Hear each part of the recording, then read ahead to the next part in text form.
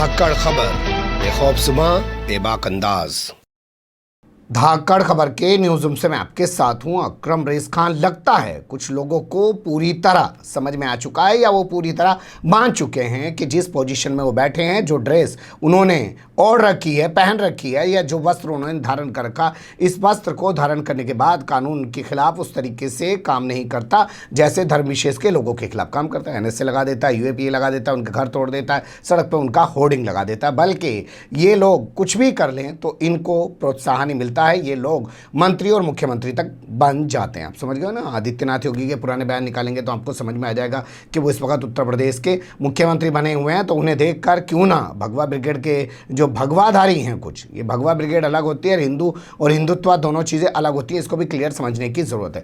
उन लोगों को क्यों ना लगे कि हम लोग भी कुछ ऐसा ही करके मंत्री या मुख्यमंत्री बन सकते हैं। यकीन नहीं आ रहा है तो आप 3 शर्मनाक बयान देख लीजिए। उन तीनों बयानों को देखने के बाद सोचिएगा कि हिंदू समाज आखिर इन बयानों के सामने आने के बाद भी क्यों खामोश है। वो भी आपके सामने रखने की कोशिश करूंगा कि क्यों खामोश है। सबसे पहले ताज़ा बयान की तरफ चलते हैं, लेकिन मुझे लगता है ताज़ा बयान आपके सामने रखें, सबसे पहले उस शख्सियत का बारे में बता दें, उस व्यक्तित्व के बारे में तो बता दें जिसको लेकर खबर आपके सामने रखने जा रहे हैं। नाम है यति नरसिम्हानंद सरस्वती, जो अपने आप को महंत बताते हैं डासना कस्बे में स्थित देवी मंदिर के, जिसके बाहर उन्होंने एक पोस्टर भी लगा दिया जब से उन्होंने कब्जा किया। मेरठ के रहने वाले असल में त्यागी जाति से ताल्लुक़ रखते हैं, लेकिन इन्होंने यहाँ कब्जा जमा लिया है और खुद को स्वयंभू महंत इस मंदिर का घोषित कर दिया। और यहाँ पे होर्डिंग लगा दिया है कि मुसलमानों का प्रवेश वर्जित है, क्योंकि इन्हें पता इससे आगे इनके पास कुछ है नहीं, लोगों को मिलाने की तो बात कर नहीं सकते। इन्हीं सब के जरिए अपने आप को ये मीडिया का अटेंशन दे सकते हैं और खुद चर्चा में बने रह सकते हैं। और ये डासना कस्बा आता है मसूरी थाने में, और मसूरी थाना आता है गाजियाबाद ज़िले के अंदर, और गाजियाबाद ज़िला है उत्तर प्रदेश में, और सीधे तौर पे गए तो दिल्ली एनसीआर के अंदर उत्तर प्रदेश का गाजियाबाद ज़िला आता है। तो ये है इनका प्रोफाइल। अपने बयानों के लिए हमेशा जाने जाते हैं। फिर से एक बार इन्होंने महिलाओं को लेकर अपमानजनक, आपत्तिजनक तो कहना गलत होगा, अपमानजनक बयान दिया है। इन्होंने कहा जो भाजपा की महिला नेता है, पहले एक नेता के पास जाती हैं, उससे काम नहीं होता, फिर उनको दूसरे नेता के पास जाना पड़ता है, फिर वो काम नहीं होता, फिर वो तीसरे नेता के पास जाती हैं। खूब मज़ा आ रहा है। उनकी ज़बानी सुन लीजिए। खुला नहीं, और जितनी भी बीजेपी में महिलाएं दिखाई दे रही हैं,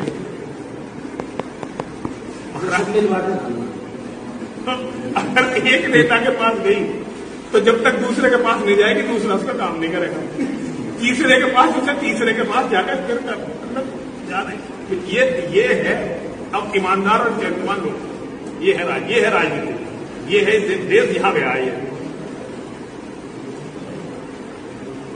पूरा मजा आ रहा है, पूरा मजा। अब जितनी महिलाएं घूम रही है ना, देखिए जितनी महिलाएं राजनीति करती घूम रही है, तब पूरा मजा ही आ रहा है।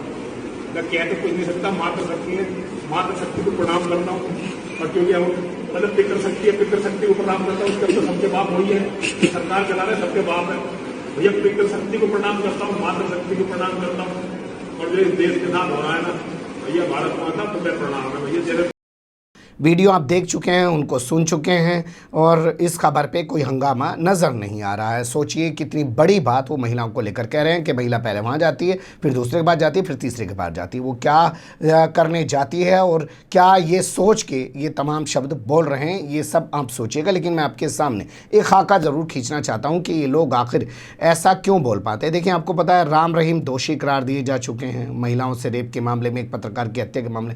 आरोपी नहीं है, दोषी करार दिए जा चुके हैं, सजा याफ्ता मुलजिम है, लेकिन फिर भी लोग उनको पिताजी कहते हैं। इसी तरीके से आप आशाराम को देखिए, जो अपने आप को बापू कहलवाते हैं, उनके मामले में भी एक नाबालिग लड़की के यौन उत्पीड़न का मामला साबित हो चुका है। उनके बेटे पे भी आ चुका है, दोनों दोषी करार दिए जा चुके हैं, सज़ा काट रहे हैं, लेकिन फिर भी लोग उनको जो है आशाराम को बापू बोलने से गुरेज नहीं करते, संत मानने से गुरेज नहीं करते। तो ये एक लगता है मेंटलिटी बन चुकी है, और ये सरकार भी समझ चुकी है।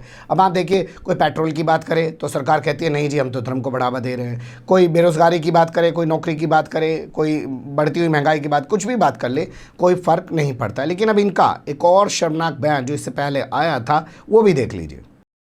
आदमी चला जाता है अपने काम पर, और अब उसकी औरत के पास जितने भी लोग आते हैं, प्लम्बर आएगा मुसलमान, धोबी आएगा मुसलमान, कबाड़ी वाला आएगा मुसलमान, एसी फ्रिज का रिपेयर करने वाला आएगा मुसलमान, इलेक्ट्रीशियन आएगा मुसलमान, सब्जी बेचने वाला आएगा मुसलमान, और अगर कोई चीज सप्लाई मंगाई जा रही है, जैसे आजकल ऑनलाइन ट्रेडिंग चल रही है, उसका डिलीवरी बॉय आएगा तो ज्यादातर मुसलमान। और अब क्या होगा, बातों बातों में भाभी जी को अपना नंबर दे देंगे, भाभी जी मेरा नंबर है, आप मेरा नंबर ले लो, अपना नंबर मुझे सेव करवा दो ताकि मैं समय पर उठा लूं आपका नंबर, कोई बात हो तो आप मुझे बता देना। फिर एक आध कोई जोक भेजेंगे भाभी जी को, नमस्ते करके भेजेंगे, हालचाल करके, और थोड़े दिनों में ऑफर भी मार देंगे।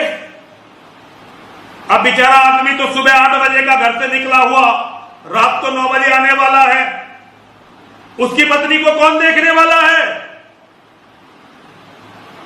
आज हमारी औरतें इस तरह से इन जिहादियों का शिकार, इनका चारा बन गई हैं, हमारी कमजोरी के कारण और हमारी अकेले रहने की फितरत के कारण। सुन लिया आपने महिलाओं को लेकर क्या बोल रहे हैं कि जो बेचारा हिंदू है वो तो सुबह घर से निकल जाता है, 8 बजे घर से निकलता है, रात को 9 बजे तक आता है, उसकी पत्नी घर पे अकेली रह जाती है, और बाद में जो कबाड़ी है, जो सब्जी वाला है, जो प्लम्बर है, जो इलेक्ट्रीशियन है, जो डिलीवरी बॉय है, वो सब मुस्लिम आते हैं, और वो जैसे उन मुस्लिमों के लिए बिस्तर से जाके हर वक्त बैठी रहती है, बेडरूम उन्हीं के लिए खाली रखती है। ये मानसिकता के साथ इन्होंने ये अपमानजनक बयान इससे पहले भी दिया था, लेकिन अब जब नए बयान पर कुछ नहीं हुआ तो दूसरे बयान पर भी कुछ नहीं हुआ। तीसरा बयान इससे भी खतरनाक है, वो देख लीजिए। इससे भी खतरनाक इसलिए कह रहा हूं क्योंकि एक वीडियो वायरल हो रहा है जिसमें दिल्ली पुलिस का सपोर्ट करने की बात कर रहे हैं, और कहते हैं कि मैं दिल्ली पुलिस का सपोर्ट करने आया हूं, लेकिन दिल्ली पुलिस जो है वो समझ ले, वरना हिंदुओं की तरह उसकी ... क्या हो जाएगा, उन्हीं की ज़बानी सुन लीजिए। पुलिस वालों तुम्हारे समर्थन में आए हैं, दिल्ली पुलिस जिंदाबाद। चलो चमचागिरी ज्यादा मत करो, चमचागिरी करके हिंदुओं ने अपनी माँ चुदवा ली, ये क्षमा करना मेरे से, लेकिन मैं सच बोल रहा हूँ। तुम पे लठियां लेके खड़े हैं, तुम जिंदाबाद के नारे लगा, कुछ तो शर्म करो।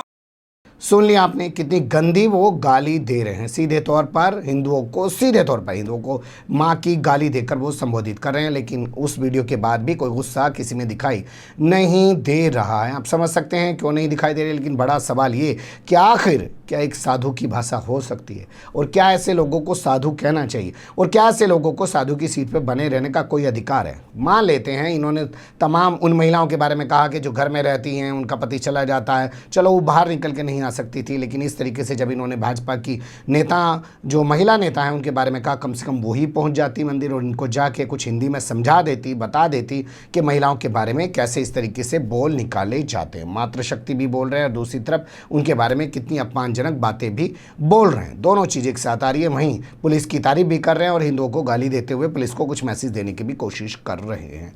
लगातार उनके इस तरीके के बयान आ रहे हैं, लेकिन जैसा आपने देखा होगा कि महिला आयोग, जो राष्ट्रीय महिला आयोग है, उसकी अध्यक्ष रेखा शर्मा, उन्होंने सिर्फ खाना पूर्ति कर दी, कोई कार्रवाई नहीं की। जबकि और किसी नेता के अगर ऐसे बयान आ जाते जो विपक्ष में बैठा हो तो आप देखते उस पर कितना हंगामा मचता। भोंपू मीडिया के दलाल, चाटुकार, दंगाई पत्रकार अपनी दुकानें सजा लेते, गिरफ्तारी की मांगें होने लग जाती और प्रोटेस्ट भी होने लग जाता। लेकिन इनको लगता है खुला छोड़ दिया गया है, क्योंकि इन्हें भी पता है कानून इनके खिलाफ कुछ नहीं करेगा। वरना बोलने से पहले, जैसे कहा ना शिवराज सिंह ने मध्य प्रदेश में, कि 17 बार सोचना पड़ेगा, तो 17 बार पहले सोचना पड़ता। बने रहिएगा धाकड़ खबर के साथ। फिलहाल कमेंट्स के रूप में आप लोग अपनी राय दे सकते हैं, खबर को लाइक कर सकते हैं, चैनल को सब्सक्राइब कर सकते हैं और ज़्यादा से ज़्यादा हमारी खबरों को शेयर कर सकते हैं। फिर ऐसे ही किसी सुलगते हुए या उलझते मुद्दे लेकर मैं आपके सामने हूँगा हाजिर। फिलहाल अभी मुझे दें इजाज़त।